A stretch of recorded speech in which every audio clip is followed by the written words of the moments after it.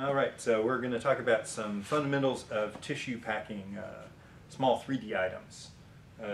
Widely used methodology.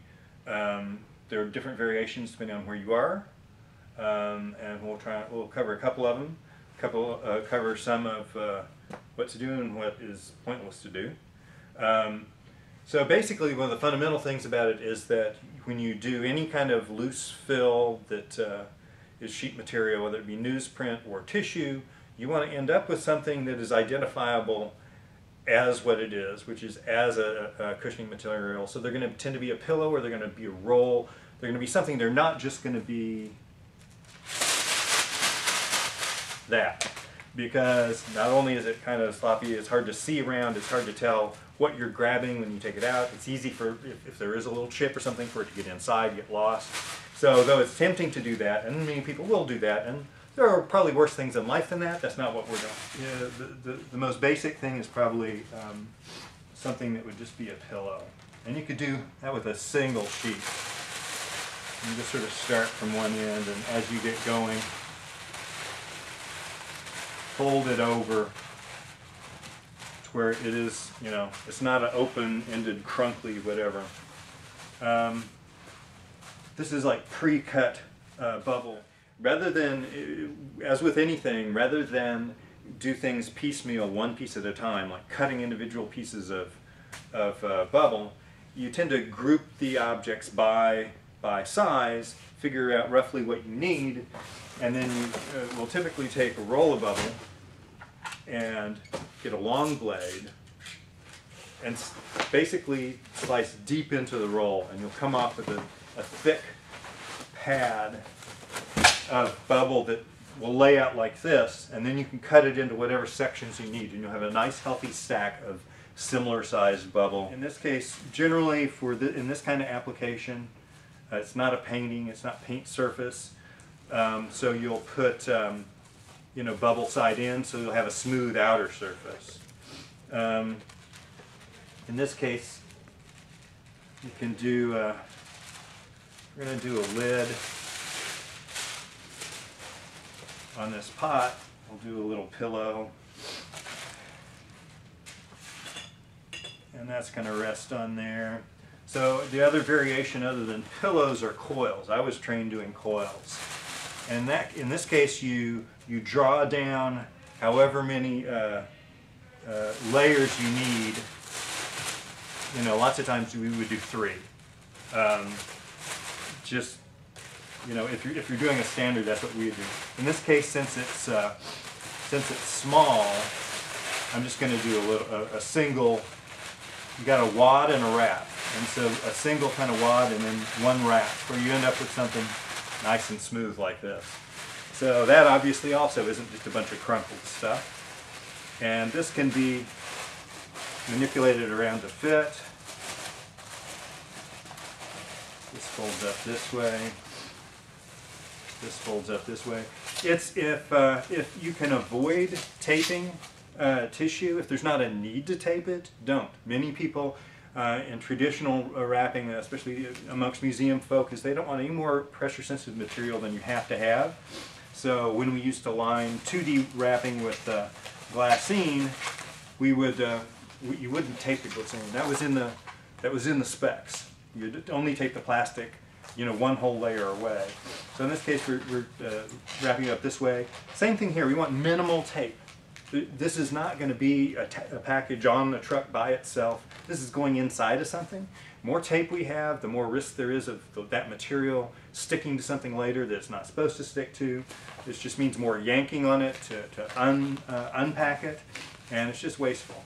So, you know, here I've just got a basic wrap, and all I'm going to do here is just do a tab. And this, if I've got pre-labeled, you know, I could write on here. I could even stick a label on here if I wanted to identify what piece this is, because you now cannot tell the disadvantages of this method. And in fact, some people, you can print out, you know, address labels that have the object number on them and description, and have them ready, peel them off, and stick them on here.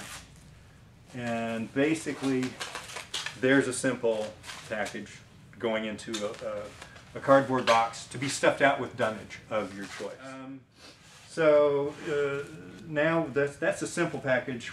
What you come across a lot, and what makes these things fragile is when you have projections or things that may have been broken already, and that's where the whole thing gets kind of dicey. That's where this method, why they used it a lot. There are different kinds of contact materials. There are times when someone's going to want to use tissue against the surface. This is ceramic. It probably really doesn't need it, but sometimes it will. Sometimes people just spec that. Lots of times if they do want to contact tissue, it's going to be a different tissue from this. It's going to be a softer tissue. It looks like a lens tissue, kind of translucent. A common type is called abaca tissue, which is made from banana fiber, actually. So in this case, though, a more modern version that's kind of coming into the use is this high-density polyethylene. This is super, super thin. This is like a 0.31 mil plastic. It's a pH neutral. The advantage, of course, is that you can see through it. So that we're going to use that in this case. The thing about this is that this is going to get special attention here to protect those projections, and what we're going to do is kind of the opposite of what a lot of other people do. And I'll explain why. So first we're just going to make us a little coil to nest it in.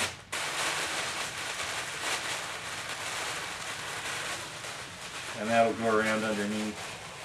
And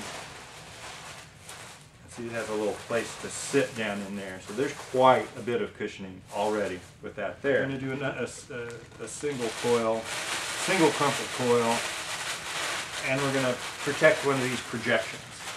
Now here's where we get into the sensible and the insane. One thing that a lot of us are trained to do, myself included, are to fill any voids with tissue. So that'll mean stuffing down in the actual opening there. That'll mean stuffing in the handle here. The notion being that somehow supporting it and doing something, which you can tell by the way I'm saying that, I don't believe it actually does. In fact, if you're stuffing stuff in here, you're putting pressure where it's weakest. Same thing on the inside of here. Any curved object like this, it's strong in compression, but if you go on the inside, then if there is a slight crack you can't see, it will pop open. I don't know if this has ever happened to you, but if you're washing dishes, you know, I've not picked up a glass and broken it in my hands, but I definitely have cleaned out the inside. A little chip that was microscopic, unseeable, pops open, you cut yourself. We don't want to be doing that to objects, especially since something this soft is not going to do anything to support that opening. It's doing absolutely nothing. This is soft. If something hits there, it's going to break it. This is not going to impact it at all. The only reason where you ostensibly might want to have something inside, and this happens, is if this has been previously broken and has cracks. And especially if it's a larger vessel, you can see it's been broken, or you have information that it is very fragile, you may put some material loosely in the bottom, not pushing, loosely in the bottom, so if a fragment falls in, it lands on something soft and it doesn't rattle around in there. So that would be the thing you would do.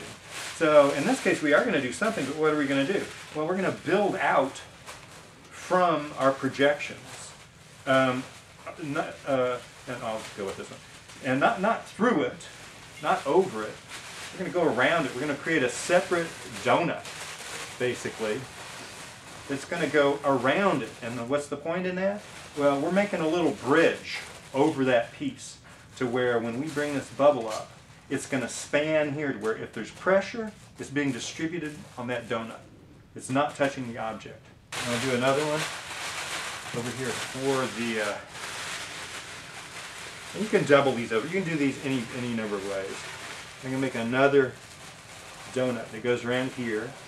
This is where having the tissue here actually helps you to wrap it up. I might turn that 90. And hold it in place.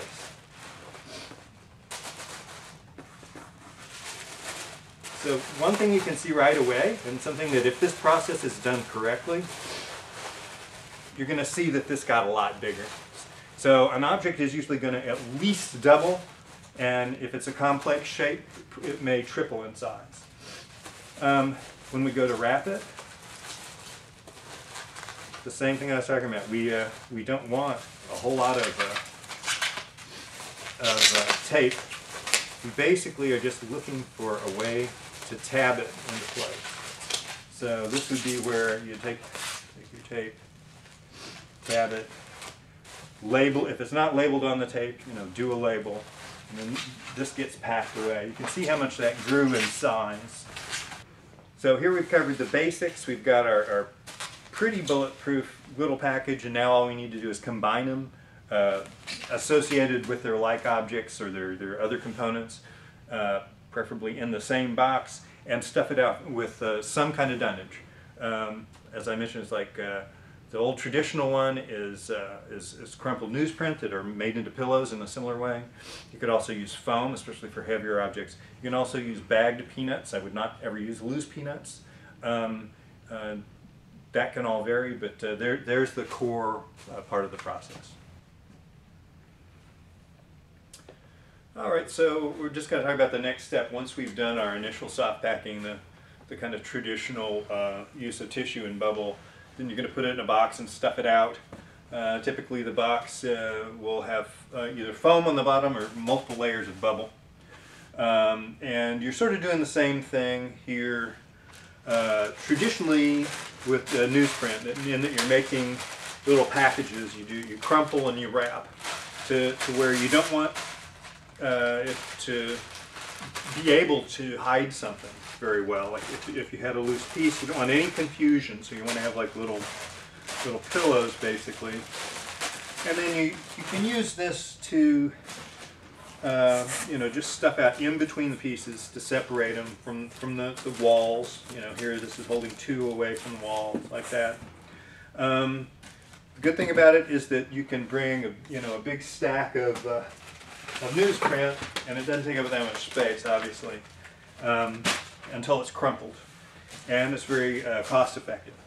The other alternative that I think people like a lot, especially for heavy items, would be to use scraps of foam that'll fit down in there, especially if things are a little heavier. That can be desirable. Whack them up, put little pieces in there. Of course, the thing about this is it tends to be kind of random. It's depending on the scraps you have.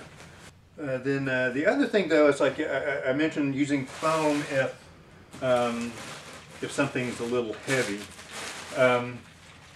In theory, that's still a little iffy, especially one of the basic principles is that you don't mix weights within a box. You keep heavy stuff separate from lighter stuff, and there's good reason for that, in that if this is something that's heavy, you can put all the foam you want to in there. If it gets shoved over this way, it's still going to move. And it's still going to put pressure on this. Even though it's padded, hopefully that's enough, but if it's something very lightweight and fragile, that could be an issue. So just foam may not be enough. Things you can do is, how we do saddle mounts for some kinds of packing. You can always do kind of a sideways saddle mount. Basically, cut roughly to the depth of the box, and you make these little legs that go to the side, and so that's going to keep that from being able to go this way. I don't know if you can see, though, there's a little crease in that. Just in the process of making this, or lots of times scrap anyway, we'll have a little crease, and obviously if this had a lot of weight, which ideally you'd want to separate this, but we don't always live in the ideal world. And this is something you can do if the world isn't being ideal for you today. We can use this. A better option might be, depending on what you've got in the way of cardboard, is, as we know, it's like this is, by having the cardboard this way, it's easy to score the little folds. They just pretty much want to do it themselves. So you can see the corrugations on end here. This wants to bend relatively easily. Something that'll be stronger, same piece of cardboard, is if the corrugations go the other way. So you can see if they're running lengthways this way, then you have to actually kind of score it and dent it. Then you fold it, and it'll be much stronger and do a much better job, holding something heavy in place. If you had a bigger box and multiple items, you can actually do 2 of these. Like you have a bunch of objects, and you could hold the one in the middle, the heavier in the middle, to balance it. But there you can see the heavier version.